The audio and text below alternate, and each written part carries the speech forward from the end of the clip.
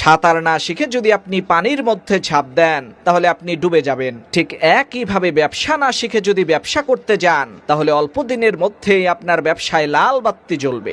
আজকে আমি আপনাদেরকে এমন 5টা মূল্যবান কথা শোনাবো যে কথাগুলো শুনলে শুধুমাত্র কন্টেন্ট ক্রিয়েশন না, দুনিয়ার যে কাজে যাবেন সেই কাজে আপনি সাকসেস হতে পারবেন ইনশাআল্লাহ। প্রথমেই খুব সুন্দর একটা গল্প দিয়ে শুরু করি। একবার এক দরবেশ নদীর পাড়ে বসেছিল। একজন লোক এসে সেই দরবেশকে বলল, হুজুর, আমি যদি জীবনে সফল হতে চাই তাহলে আমাকে কি করতে হবে? দরবেশ লোকটিকে নদীর পানিতে ডুব দিতে বললেন। লোকটি পানিতে ডুব দেওয়ার সাথে সাথে দরবেশ তার মাথাটা পানিতে চেপে ধরলেন যাতে সে তার মাথা পানির উপরে উঠাতে না পারে। পানির নিচে সেই লোকটির নিঃশ্বাস আটকে গেল। সে পানির নিচ থেকে উঠার জন্য ছটফট করতে থাকলো। কিছুক্ষণ পর দরবেশ তাকে ছেড়ে দিলেন আর সে পানির উপরে উঠে দীর্ঘ শ্বাস ফেলে হাঁপাতে থাকলো।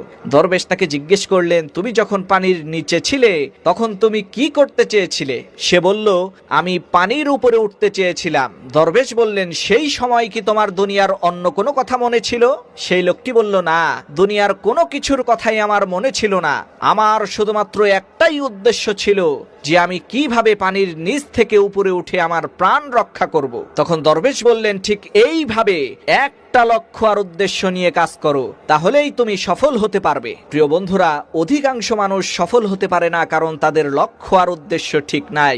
যে কোনো একটা লক্ষ্য আর উদ্দেশ্য নিয়ে কাজ করতে হবে। আজকে একটা, কালকে একটা, পরশু আরেকটা, এইভাবে এক এক দিন এক একটা করলে জীবনেও আপনি সফল হতে পারবেন না। বিশ্বের নম্বর 1 অলরাউন্ডার সাকিব আল হাসান যদি মেসি আর রোনালদোর যশ খ্যাতি আর টাকা পয়সা দেখে ক্রিকেট খেলা ছেড়ে দিয়ে ফুটবল খেলা শুরু করে দেয় তাহলে সে কখনোই সফল হতে পারবে না। আবার ফুটবলের জাদুকর রোনালদো যদি ফুটবল খেলা ছেড়ে দিয়ে সিনেমার নায়ক হতে চায় তখন সেও সফল হতে পারবে না। তারা প্রত্যেকেই নিজের নিজের জায়গায় বাদশা, কারণ তারা তাদের সমস্ত জ্ঞান বুদ্ধি আর শক্তি দিয়ে ওই একটা কাজকেই ভালোবেসেছে, একটা কাজকে বারবার করেছে। আর লাগাতার বারবার পানির ফোঁটাও যদি শক্ত পাথরের উপরে পড়ে তাহলে এক সময় ওই পাথর পর্যন্ত ফেটে যায়। এজন্য প্রিয় বন্ধুরা, ইউটিউবে কাজ করতে আসলে যে কোনো একটা বিষয়ের উপরে কাজ করতে হবে।